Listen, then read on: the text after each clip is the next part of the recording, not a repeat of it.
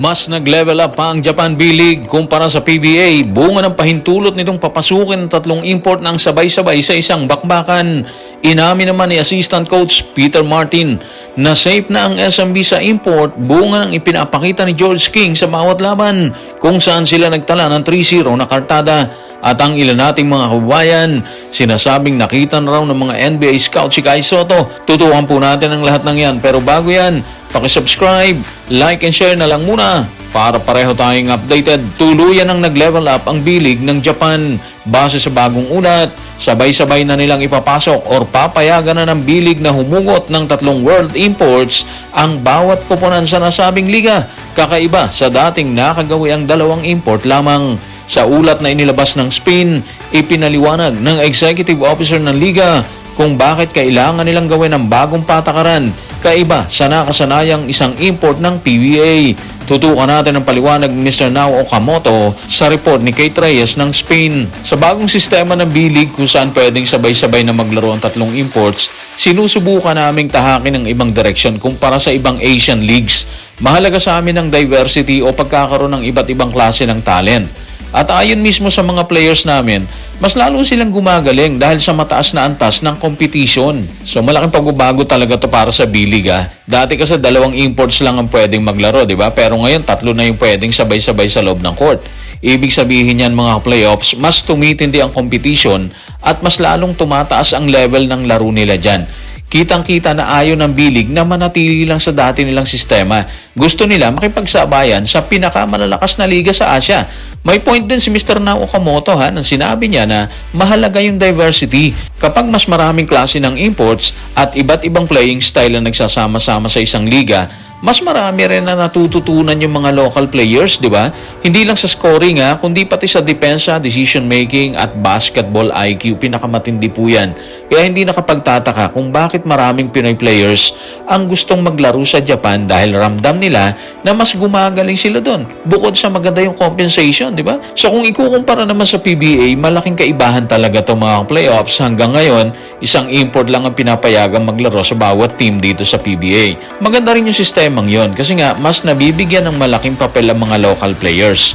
Pero sa kabilang side, mas limitado rin ang exposure nila sa mas mataas na level ng competition kumpara sa B-League na ngayon, tatlong imports na yung pwedeng makasabay sa loob ng court. So kung tutuusin, parehong may maganda at hindi magandang effect yung dalawang sistema. Pero kung pag-uusapan ng paghahanda ng mga local players para sa international basketball, mukhang lamang ngayon ng B-League. Habang patuloy nilang itinataas kasi yung antas ng competition, mas nahahasa ang kanilang mga players, di ba? Kaya hindi rin nakapagtataka kung bakit parami ng parami yung mga Pinoy na gustong subukan ng karera sa Japan kaysa manatili sa iisang liga. Kasalukuyan namang 3-0 ang kartada ng SMB sa patuloy na ginaganap na PBA Governors Cup.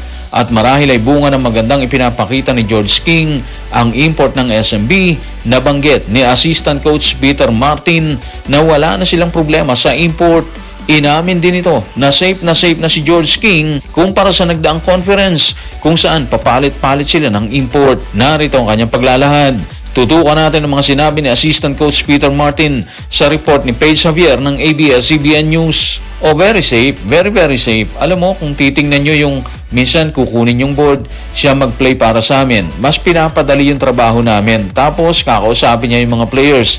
Sa simula, hindi siya magiging agresibo. Yung unang laro, puro pasa nga siya. Sabi ko nga sa kanya na siya na yung bahala. Alam niya paano makipaglaro sa mga kasama niya.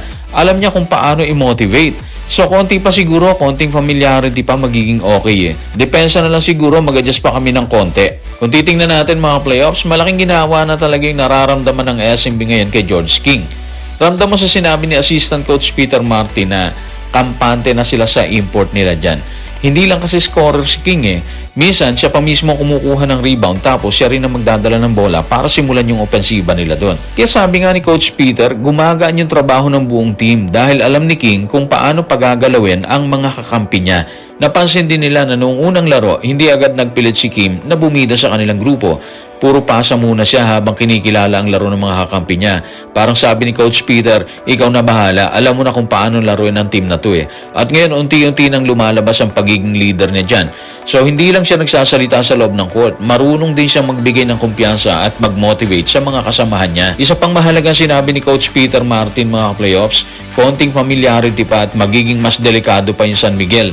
Ibig sabihin niyan, hindi pa nila nakikita ang buong potensyal ni George King kasama ang Beermen. Isipin mo 3-0 na sila kahit aminado silang may inaayos pa sa chemistry at sa kanilang depensa. Kapag tuluyan ang nagkaintindihan ang lahat sa loob ng court, mas mahihirapan pang pigilan ng SMB. At siguro ito yung pinaka-importante sa lahat. Hindi na katulad nung nakaraang conference, papalit-palit sila ng import bago nila nahanap yung tamang timpla. Ngayon, parang kampante na yung coaching staff na si George King na yung tamang tao para sa kanila. Kaya habang tumatagal ang conference, mas lalo pang tataas ang kumpiyansa ng buong team.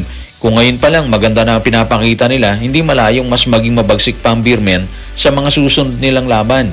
Naniniwala naman ang ilan nating mga kababayan na nakita na ng mga scout or NBA scout ang estilo ng laro ni Kai Sotto.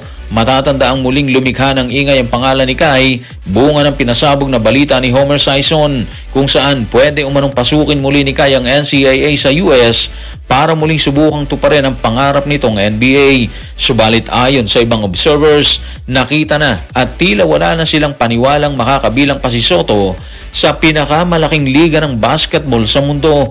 Kung bakit, narito ang kanilang paliwanag. Tutukan po natin ang mga sinabi ni Anonymous sa comment section ng Playoffs sa Playoffs YouTube channel. Kung nasa radar ng mga scouts yan, matagal na yung kinuha ng NBA. Nakita na din yan ng mga scouts. Kaya lang, wala talagang unique sa skills niya kahit 7'4". Wag na umasa, wala talaga. Alam niyo, may point din naman ng netizen sa isang bahagi ng sinabi niya. Totoo naman matagal nang kilala ng NBA scout si Kai Sotto, di ba? Bata pa lang si Kai, sinusubaybayan na siya dahil sa kanyang taas at potensyal. Kaya hindi rin tama na sabihin na hindi pa siya napapansin talaga ng NBA. Napansin na siya noon pa. Ang tanong na lang siguro is kung sapat na ba yung ipinapakita niya para mabigyan ng roster spot.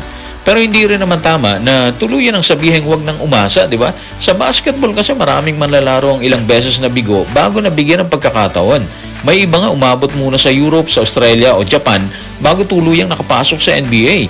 Iba-ibang landas ng bawat player kaya hindi pwedeng sabihin na tapos na agad na pangarap dahil lang sa ilang beses na hindi napili. Kung maalala nyo, sinabi ni Homer Sison na tatahakin ulit ni Kai Sotto ang NCAA. Kung totoo man ang ulat na yon na posibleng bumalik si Kai sa US NCAA at subukan kumuha ng waiver, ibig sabihin yan, hindi pa rin siya sumusuko sa pangarap niya. Posibleng nakikita ng kampo niya na may kailangan pa siyang idagdag sa kanyang laro at exposure. Kung may pagkakataong mapatunayan niyang mas gumaling pa siya, bakit hindi niya talaga subukan ulit, di ba? Tama lang yung ginagawa niya. Subukan niya ulit. Well, siguro sa dulo ang NBA ay hindi lang tungkol sa taas. Kailangan talaga ng combination ng skills, consistency, kalusugan, tamang sitwasyon at timing. Hindi garantiya na makakapasok si Kai.